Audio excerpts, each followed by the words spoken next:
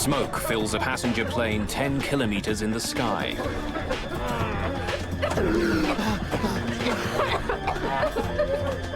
We're on Mayday. We are going down. Electrical systems shut down as the smoke spreads. The crew tries desperately to land their stricken plane. We're gonna need an emergency landing. Put your hat on your lap. We're going to need fire trucks. They're standing by for you. What seemed like a small problem at first has become a life-or-death struggle for everyone on board Air Canada Flight 797.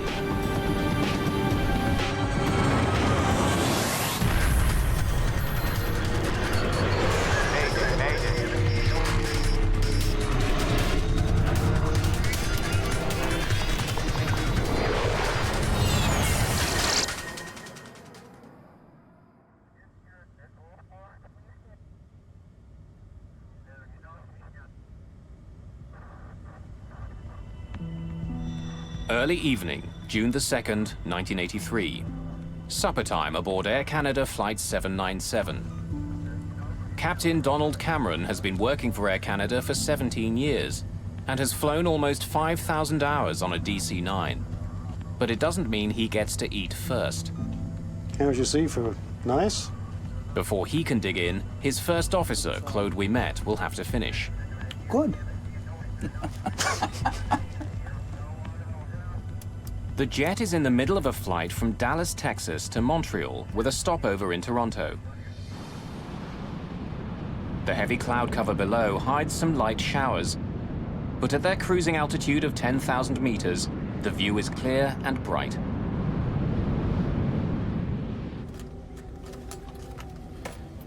The DC-9 is only half full today, with 41 passengers scattered throughout the plane. Can I have some tea, please? 24-year-old Diane Fadley is an active member of the Juvenile Diabetes Foundation. We have a number of different fundraising activities, and once a year they have a large conference, and at this time it happened to be in Toronto. Raymond Chalifaux is 23 and recently married. An engineer, he's returning home from his first ever business trip. It was a little bit frightening both for me and for my wife. I was supposed to be gone 4 or 5 days, so first time we were separated for a long period of time, so it was kind of insecuring for me, yeah. And a few rows further up sits a growing legend in the world of folk music. Stan Rogers is just 33, but his career is beginning to take off outside of his native Canada. I think Stan's best-known songs celebrate ordinary people. The songs are really about ordinary people rising to the occasion and becoming heroes on their own.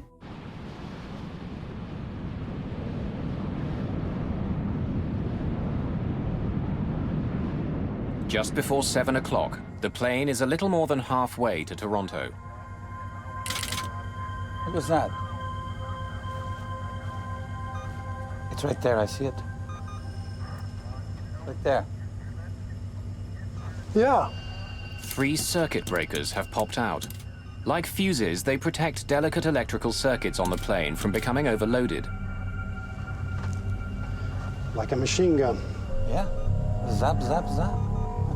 The 3 breakers are for the flushing motor in the toilet at the rear of the plane. Cameron decides to give them a few minutes before he tries to reset them again. You know, sometimes it overworks and overeats, and then the breaker popped, and then it cools off, and then you push the breaker and everything is fine. So put the snag in the logbook, and that's it. Someone must have pushed a rag down the toilet or something. Jammed it and it overheated. Cameron thinks that something must be stopping the motor from working properly. But it's not an emergency. Toilets get blocked all the time. Several minutes pass as the plane continues on its way to Toronto. Flight attendants Laura Kayama and Judy Davidson are busy serving up dinner in the cabin. In the cockpit, it's Captain Cameron's turn for dinner. But first, he wants to reset the 3 circuit breakers. Without them, the toilet won't work. The rest of the flight could get uncomfortable for the passengers. Pop says I push it. He's given it more than 8 minutes. But whatever is wrong with the washroom, it isn't fixing itself. In the cabin, one of the passengers complains about a disturbing odor. Yeah, that is a strange smell. Let me take a look. Connie Kirsch, a Texan headed for a business meeting in Toronto, is seated at the back of the plane. I had smelled a peculiar smell where I was sitting. And it struck me as odd. Actually, it was a wiry smell. It wasn't a smoke smell. A wisp of smoke is leaking out of the washroom. The smoke and the acrid smell of burning plastic takes Davidson by surprise. This is much more than just a clogged toilet. Other passengers are beginning to notice the smoke and the suffocating smell. Sergio, there's a problem in the washer. Judy says there's a fire. Okay, I'll be right there. Chief Flight Attendant Sergio Benetti is in charge of the cabin crew. As a precaution, we're moving everyone to Rosa. The smoke is noxious and overpowering. Benetti can't see any flames. He sprays the fire extinguisher into the tiny washroom, trying to coat every surface. As soon as I saw that fire extinguisher, something went through my mind. There is definitely something wrong. The guy seemed to have the thing under control, so he's gonna do his job and things will be business as usual. It's 2 minutes past 7, just 11 minutes since the circuit breakers first popped out. Laura Kayama brings Captain Cameron the disturbing news. Excuse me, Captain. There's a fire in the washroom in the back. They just went back to go put it out. You want me to go back? Yeah, go. A fire on board an aircraft is one of the worst situations any crew can face. The plane is some 10 kilometers high. What starts as a spark can turn deadly in a few short minutes. But at the moment, Cameron doesn't know how bad the situation is. You got to remember, in 1983, people were allowed to smoke in the aircraft. And there had been a number of incidents of this sort in the industry. So it really didn't alarm me that much. Ouimet finds the situation is worse than he expected. I didn't see any flames when I opened the door before, but I sprayed it really good with the fire extinguisher. You think it was a cigarette in the garbage? No, not really. Okay.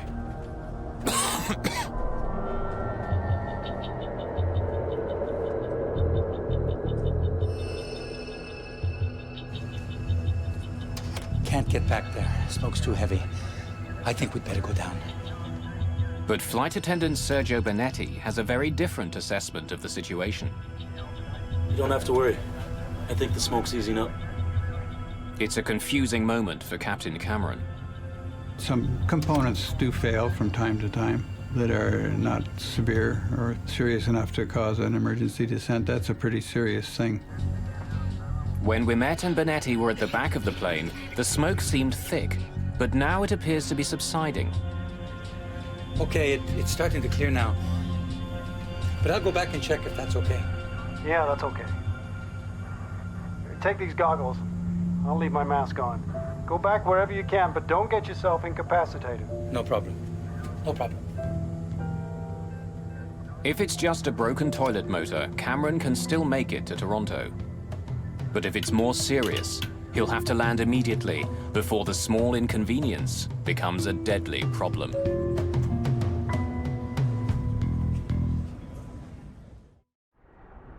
June the 2nd, 1983. Air Canada Flight 797 cruises through the early evening.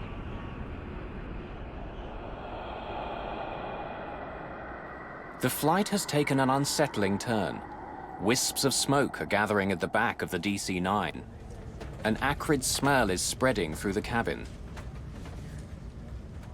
The crew is growing concerned. They've already moved passengers towards the front of the jet, as far as possible from the creeping smoke. Captain Donald Cameron is waiting for an update from the back of the plane, when suddenly he's got a new problem. The master warning light is on. Electrical systems throughout the plane, including some in the cockpit, begin to fail. The airplane basically lost all its sophisticated navigation and attitude information. So I was left very suddenly with, I think, 3 engine instruments per engine and 4 flight instruments, which were very primitive. They were what you might have flown a World War II bomber with. With his electrical systems starting to shut down, Cameron calls the nearest ground control. Memphis Center, this is Air Canada 797. Air Canada 797, Indianapolis Center. Go ahead. Yeah, we've got an electrical problem here. We may be off communication shortly. Stand by. Co-pilot Claude Ouimet is at the back of the plane. The washroom door handle has become hot to the touch. He doesn't even risk opening it. Faced with a potential fire on board, the crew have no choice but to land their plane as soon as possible. I don't like what's happening. I think we'd better go down. We're going to be making an emergency descent. Brief the cabin crew. Yes, sir. As soon as the decision is made, another warning light goes on. They've just lost most of their emergency power. We're talking about multiple failure here, and it's starting to be complicated. So we're going down, and obviously we have to land. Mayday, mayday, mayday. A small problem has snowballed into an all-out emergency. Mayday, mayday, mayday. This is Louisville Control, over. Air Canada 797, we have a fire on board. We are going down. Can you possibly make Cincinnati? Roger that. Cincinnati is 46 kilometers away. They can make it. Captain Cameron begins an initial descent to 1,500 meters. The crew has switched to emergency battery power, but many of the plane's instruments aren't functioning. So all we had left was DC immer power, and that's only good for radios, basically. It's not only instruments. Cameron finds that a critical piece of his plane isn't working properly. The horizontal stabilizer on the tail of his DC-9 is frozen. Cameron uses the part that's still working, the elevators, to make the plane dive. But like a car that's lost power steering, the aircraft resists. As Cameron pushes on the controls, they push back with a pressure equal to 20 kilograms. The airplane became very heavy, and I took my total concentration to fly the airplane. An acrid, bitter smoke is creeping forward from the back of the plane and seeping in from the seams in the fuselage ceiling. It hovers like a cloud over the passengers' heads. Incredibly harsh smoke that was really irritating your throat. You had to take really, really small breaths, otherwise you would choke. I could see it rise.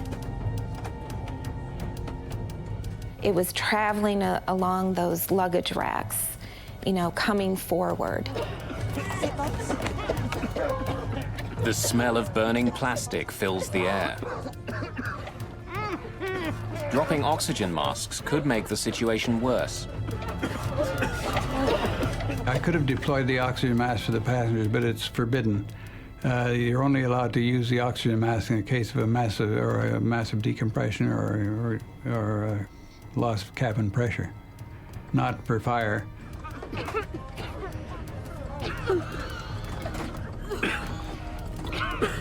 I was crying and scared. I wasn't hysterical. The gentleman sitting next to me explained to me that if I would not cry and if I could, you know, conserve my not breathe so fast, that it would conserve the oxygen, would help us, and not to worry, that the flight attendants, they really know how to handle these sort of situations. As the electrical malfunctions ripple through the plane, the PA system shuts down. Flight attendants struggle to shout directions, but it's getting more and more difficult to breathe. In 1983, it's not standard procedure to tell passengers how to open the emergency doors.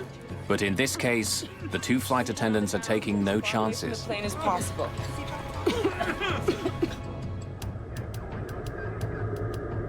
As smoke begins entering the cockpit, the captain's situation is becoming critical. For the first time, we met talks to the Cincinnati airport. Approach, Air Canada 797. We're on Mayday. We are going down. Air Canada 797, Cincinnati approach. Plan runway 36 ILS. And the equipment has been alerted. You have time to give me the nature of the emergency. We have a fire in the washroom. We're filling up with smoke right now. Say, type of aircraft, number of people on board, and amount of fuel. We'll copy that later. We don't have time. Gregory Karam is the approach tower controller. He's the lifeline for the struggling jet. He can't see the plane on radar yet, but he knows it's in trouble. There was really no mayhem whatsoever, no screaming, nothing at all. In fact, it was very quiet and calm. And again, I was terrified at that point. Almost 13 minutes after 7, Karam catches sight of Flight 797 on his radar. Air Canada 797, you are now fully identified. This will be a no-gyro radar approach for runway 27 left. Descend now to 3,500 feet. Your position is now 12 miles southeast of the airport. The crew needs to be guided in from the ground. Struggling to see through the dense smoke, they could easily veer off course. Karam will talk them down, watching them every step of the way. In the cabin, the smoke and heat are becoming unbearable. My thought was, well, we're gonna crash. They won't be able to identify myself because I didn't have my papers with me, so I stood up, I took my wallet in the compartment and put my jacket on so that they could identify my body. I knew at that point, that's when I decided or felt that I was not going to make it because I felt I would never see my family again, and the situation just seemed very impossible. Stan, he certainly had a sense of his own mortality, and he hated to fly. But the demand for Stan was growing, so he was flying more often. And he certainly had a sense that with so much traveling, his risk is elevated. Where's the airport? 12 o'clock and 8 miles, Air Canada. Okay, we're trying to locate it. We're going to need fire trucks. They're standing by for you. Can you give me the number of people and amount of fuel? We don't have time. Getting worse in here. Understood, sir. Turn left now. You are 1/2 mile north of final approach.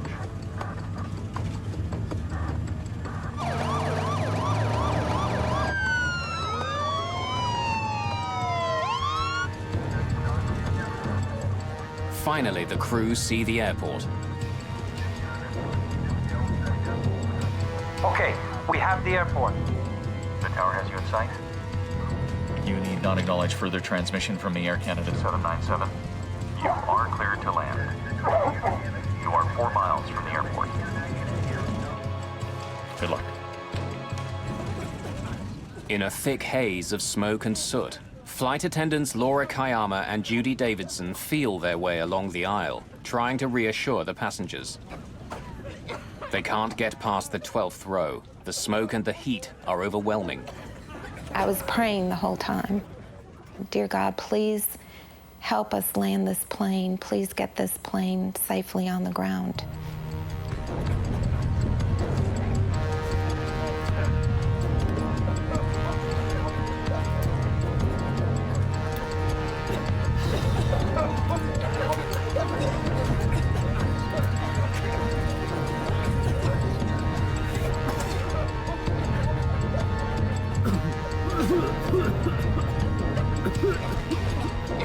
Can't see, can't breathe, death absolutely crossed my mind, but hang in there, don't give up.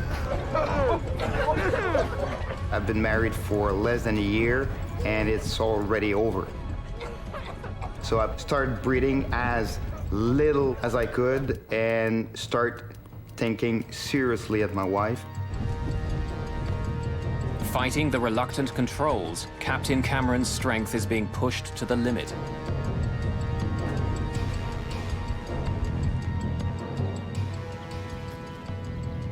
797, the tower has you in sight.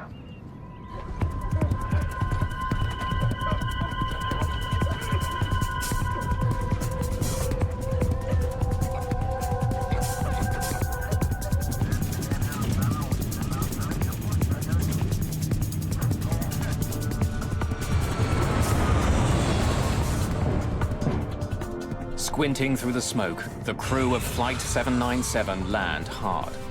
At 20 minutes after 7, the Air Canada plane is on the ground. It's less than 30 minutes since the first sign of any trouble on board Flight 797. When we touch the ground, I assume that we're safe now. Now let's get out of this airplane.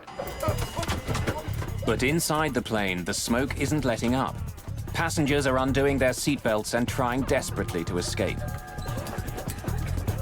I got up out of my seat, and I remember putting my hands up on someone's back, and it was like waiting in a line.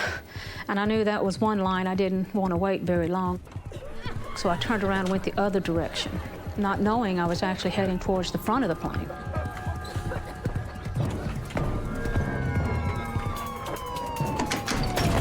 Sergio Bonetti is the first one to the door.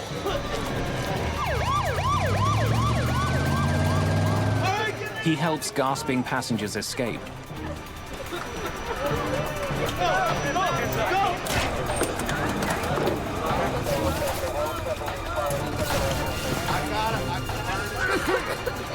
The cabin is pitch black and burning hot.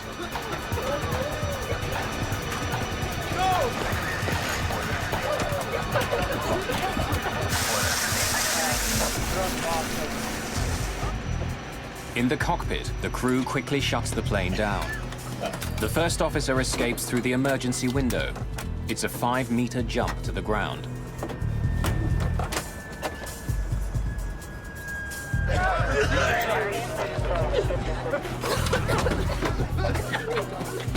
Passengers have opened 3 of the overwing exits. But even with the doors open, the exits are all but invisible. The smoke is too thick.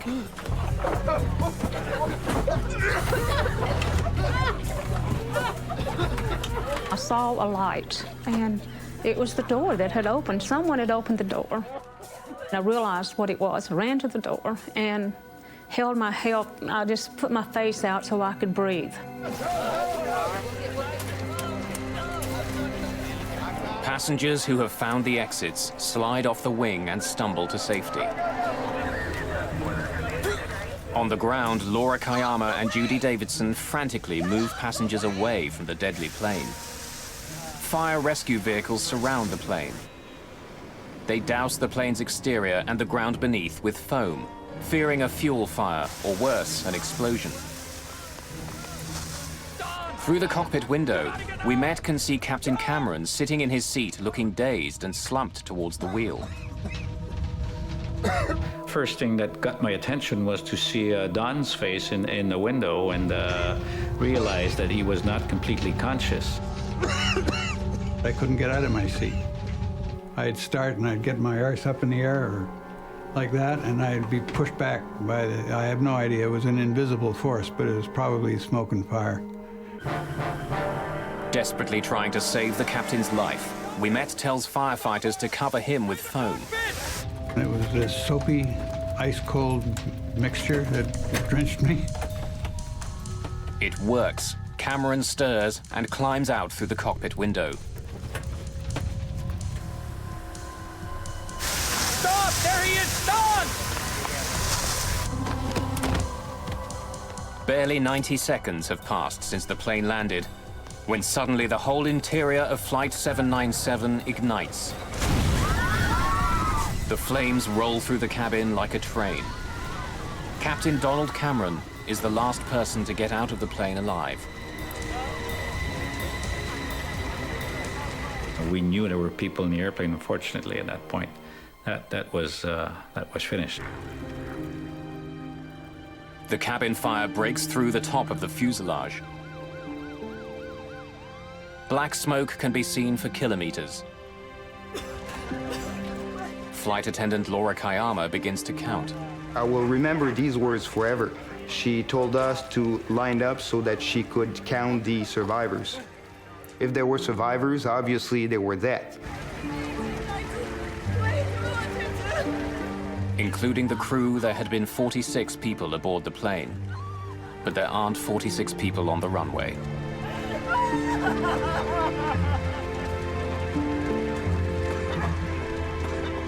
I really thought that if the pilot could land the plane, we would all get off.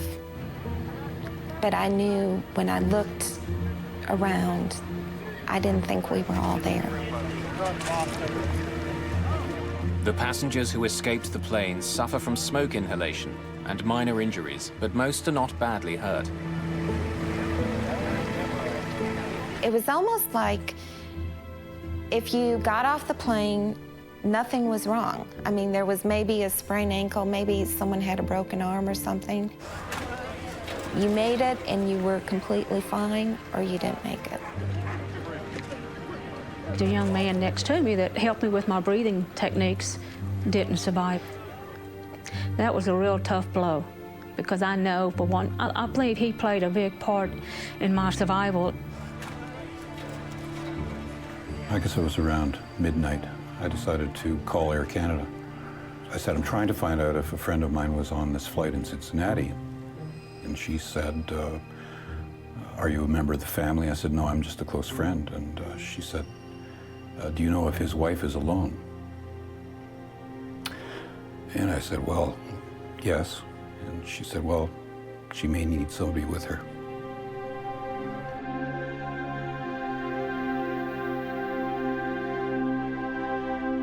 Stan Rogers, the rising musical star, didn't make it off the plane.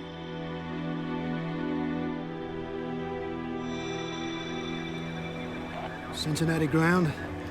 This is captain of the Air Canada flight that's on fire here. Captain Cameron radios Cincinnati ground control from an emergency vehicle near his plane. He has a sobering message. It seems there are 23 people left on board the aircraft. Is there a scheduled carrier runs into here that could maybe give aid and shelter to our stranded passengers? It's pretty cold out here.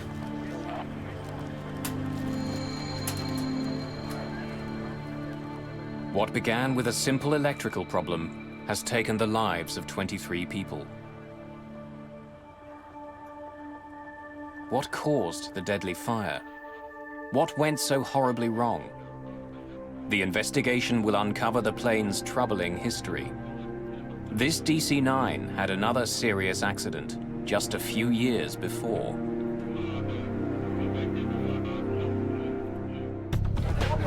In June of 1983, a strange smell in the back of an Air Canada DC-9 quickly turned into an all-out emergency. For 15 minutes, passengers and crew struggled to deal with thick, toxic smoke as it rolled through the plane.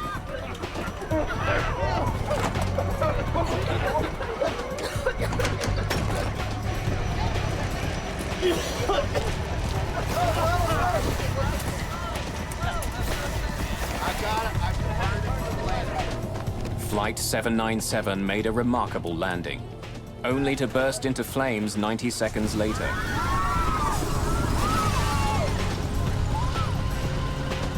"23 people didn't escape the plane.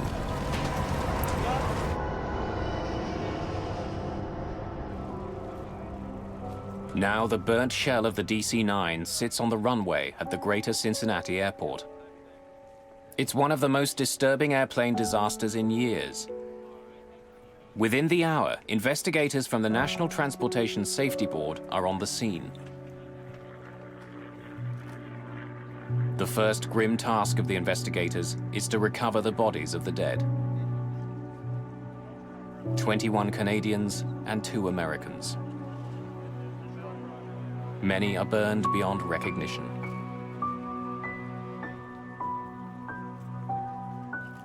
Almost all of the victims are found in the front half of the plane, between the wings and the cockpit. Some are still strapped into their seats. Others are found in the aisles. And even though all the passengers had been moved up earlier in the flight, 2 bodies are found near the rear, beyond the wings. Because of the dense smoke in the cabin, the passengers couldn't see well enough to find the exits. And 2 passengers went beyond the overwing exits and succumbed to the environment. Investigators take blood samples from the bodies. They find deadly levels of certain chemicals that were produced as the plane burned. When we did toxicological studies, we were able to determine that there were some significant high levels of cyanide and fluoride in the blood, as well as carbon monoxide. It's not known if the toxic fumes killed the passengers. All that's certain is that they were unable to escape before the flames tore through.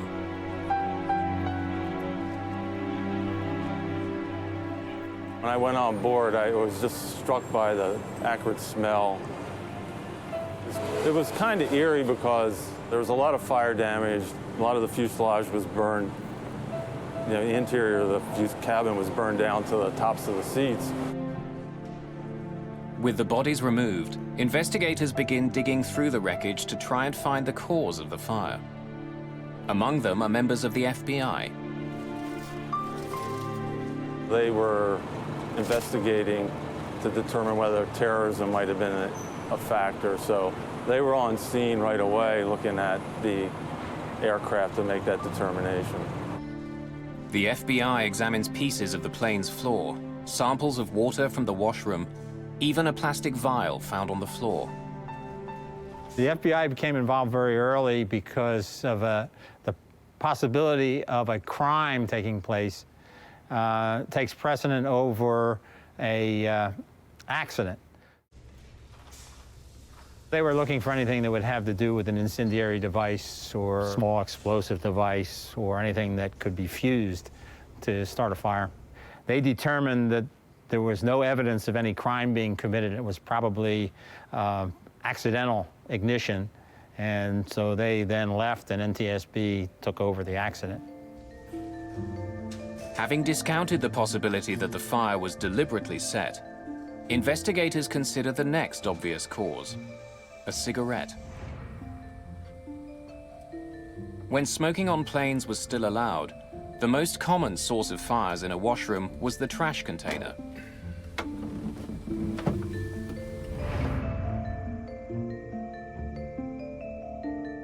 Investigators examine the trash container and find that the top is burned away, but the trash chute and the container behind and below the sink are intact.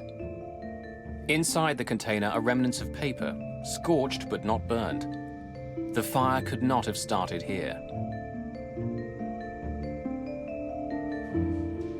With the most obvious potential causes discounted, investigators begin to comb through the wreckage looking for what had started the fire.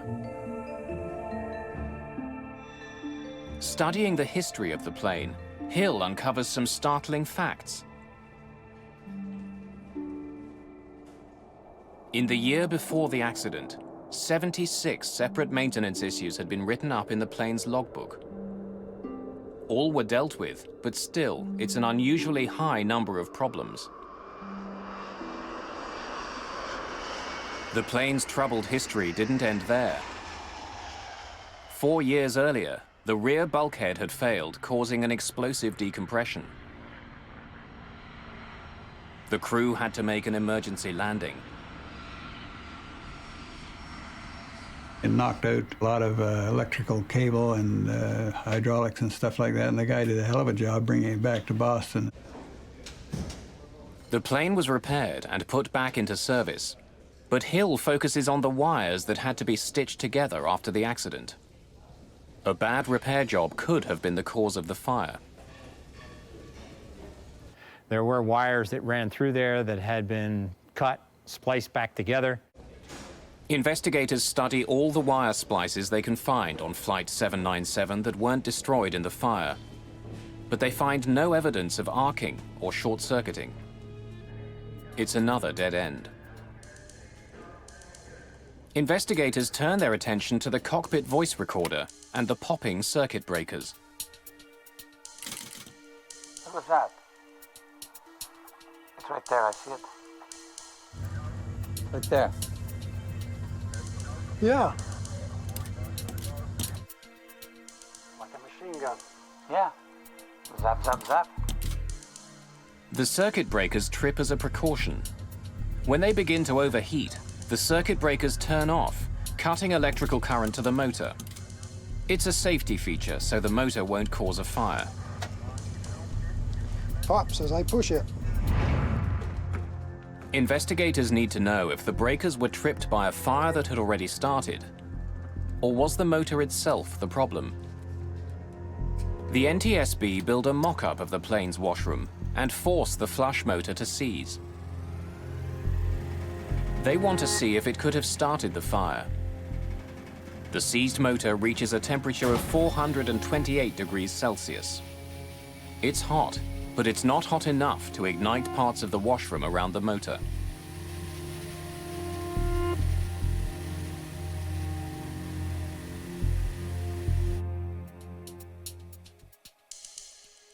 As they listen to the cockpit voice recorder, investigators uncover a puzzling clue.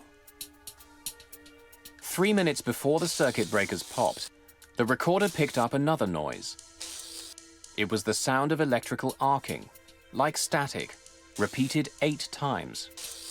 The noises weren't audible to the crew. Hidden from view on any airplane is a river of wiring. Investigators focus on a cable coming from a generator below the washroom floor. Insulation had rubbed off 2 wires, making it possible for sparks to be produced, sparks that could start a fire. There was evidence that there was some electrical arcing, but it could have occurred after the insulation had burned on those wires. In spite of countless hours of investigation and numerous tests, in the end, the NTSB can't pinpoint the exact cause of the fire. There simply isn't enough evidence. Just because of the vast amount of damage that was done in that concentrated area around the lavatory where the fire burnt for a long period of time and possibly destroyed any of the evidence of where the fire actually ignited. Even if they'll never know the exact cause of the fire, investigators try to understand how it could cause so much damage. There had been heat and smoke, but no one had seen any flames until an explosion ripped through the jet. When you have a fire that has incomplete combustion, when it has a lack of oxygen, they will produce combustible gases. Those gases then can collect, especially in the crown of an aircraft. The fire had burned out of sight behind the washroom walls, and the smoke, hot gases and fumes intensified and spread inside the wall space from the washroom through to the cabin walls. Those spaces acted as a sort of chimney for the gases and smoke that the fire was creating. Although the fire remained concealed behind the walls and ceiling panels, the smoke and hot gases entered the cabin through every seam, gathering in the upper space in the cabin and pressing down on the passengers. The inaccessible areas and the cabin area are all linked together through small cracks and crevices and small openings. The plane is one big pressure vessel with everything being the same, equilibrated to the same pressure. So smoke and gases in those areas would fairly quickly start to permeate into the passenger cabin. When the doors were opened during the evacuation, an unlimited supply of oxygen was suddenly available to feed the fire. The more intense the heat, the more oxygen hungry a fire becomes.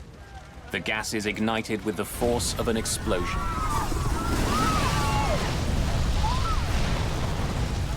Once you have a flashover, you produce heat, toxic gases, and you burn up all the oxygen in the cabin, and it becomes non-survivable. The technical part of the investigation is complete. But there are still a lot of questions about how the crew responded to the fire. The first off says that it's starting to clear now, and at that point I reckon that the fire was under control. Could they have done more to prevent the tragedy on board Flight 797?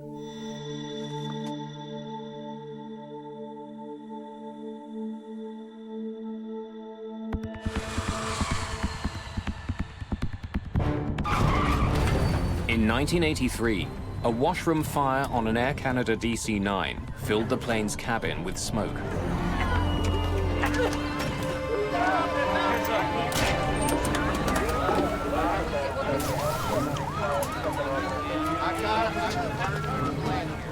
The crew struggled to land the plane, but a flash fire ripped through the jet moments after it came to a stop. 23 people were killed. There was a fireman hollering at us. I think the quote was, "She could blow at any minute." NTSB investigators are unable to definitively pinpoint the cause of the fire. But after reviewing all the information they have, they're ready to release their report. The report on the lethal fire aboard Air Canada Flight 797 is published a year after the accident. It's a landmark in aircraft safety, but it immediately makes for controversial headlines. The NTSB points out that the source of the smoke was never identified, either by the flight attendants or the first officer. The captain was never told, nor did he inquire as to the precise location and extent of the fire which had been reported to him. And with that in mind, what type of fire did you believe that you had? The bin fire. Mayday, Mayday, Mayday. And the report asks a hypothetical question. Canada 797, we have a fire on board. We are going down. Can you possibly make Cincinnati? Roger that. If he'd begun to descend sooner, could the captain have landed at Standiford Field Airport in Louisville, Kentucky? It was a few minutes closer. The report and the media attention it gets are devastating to Captain Cameron and his crew. Soon after the report is released, there's an outcry among pilots in the industry. They resent its implied criticism of Flight 797's crew and the suggestion that they could have begun their descent 5 minutes sooner. Several months later, the Airline Pilots Association submits a petition that defends Cameron and the crew. It makes an impact. The NTSB release a revised report, including the petition by the Airline Pilots Association. In the petition, First Officer we met writes an impassioned defense of landing the plane where and when they did. The issue wasn't only the distance to the nearest airport, but the required rate of descent. As it was, the plane barely made the descent to the Greater Cincinnati Airport.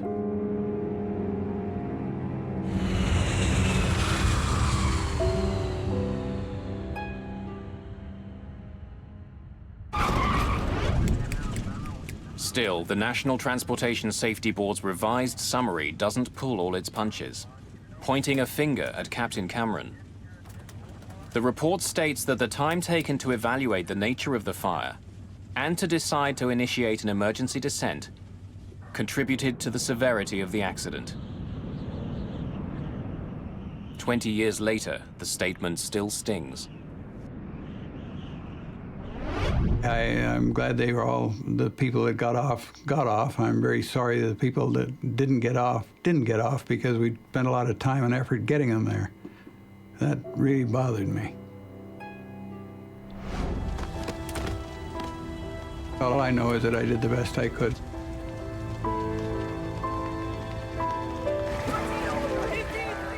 Along with the comments on the performance of the crew, the NTSB recommends a host of safety improvements. Perhaps if the flight had been full, someone would have noticed the smell of smoke sooner. But what the washroom of Flight 797 could have used was a smoke detector. They weren't standard throughout the industry, but after Flight 797, attitudes and regulations changed. Even though flight attendants did receive some training in dealing with fires aboard a plane, it didn't go far enough. But what was more obvious, the flight attendants weren't properly equipped to attack fires. Without full face masks and oxygen, they couldn't be expected to fight fire while holding their breath. In the years after Flight 797, attendants received better equipment and training. The cabin crew had also made split-second decisions that helped save lives. Moving passengers further up the plane and handing out wet towels minimized the effects of the toxic smoke. Their decision to tell passengers to open the emergency exits over the wings was not standard procedure, but it let some passengers escape more quickly and was eventually adopted as a routine practice. Finally, it became obvious from the location of some of the bodies that passengers died because of precious seconds lost trying to find the exits in the pitch dark. What would have made a difference? Track lighting on the floors and bumps along the overhead bins that identified the rows with emergency exits. Features that would eventually become standard.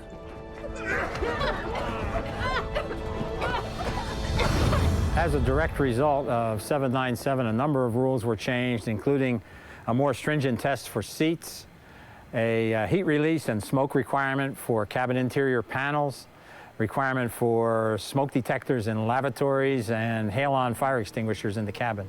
Emergency landing. Put your head on your lap. Stay in that. But the changes were too late for those who died on Flight 797, like the man sitting beside Connie Kirsch. Months after the crash, his wife tracked Connie down. She said, I just understand my husband was the one that was next to you, and I just wanted to know how was he? What was his spirits? And I said, he was in great spirits. He's very nice. He let me sit next to him and explained to me how to breathe. That was really difficult, you know, and the guilt that I carried for a long time was difficult. But I'm past the guilt, but I guess when you go back to it and you think about it like this in detail, you're right back there. Stan Rogers was another victim of Flight 797. He would never be able to fulfill the promise of his life and growing career. I loved his generosity and his loyalty as a friend. As an artist, he was perhaps one of the best songwriters this country's ever produced, and it was really an incredible pleasure and honor to be working with him. He still gets lots and lots of airplay, and so his legend grows.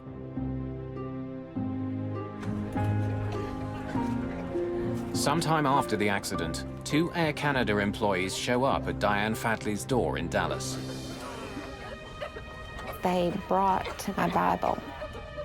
It's dark because it was burned and singed, but it's a paperback Bible, and it did not completely burn up. This is just a reminder to me that God was with me. And I believe he protected me, and you know, he was there with me.